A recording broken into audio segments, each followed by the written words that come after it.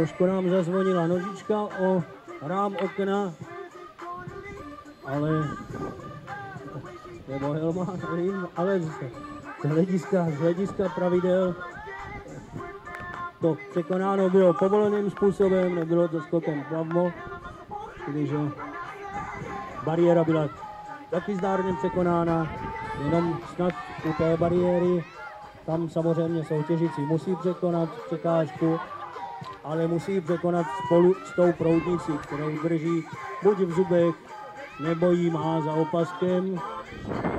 Když mu spadne před překážkou, musí se vrátit a tu překážku překonat společně zase s tou proudnicí, jinak by byl pokus neplatný. Ale to snad všichni ví, to už snad není ani potřeba připomínat, možná jen pro nějaké novější diváky. Tak a čtvrtý soutěžící ve čtvrté dráze nám probíhá časomíra v těchto okamžicích.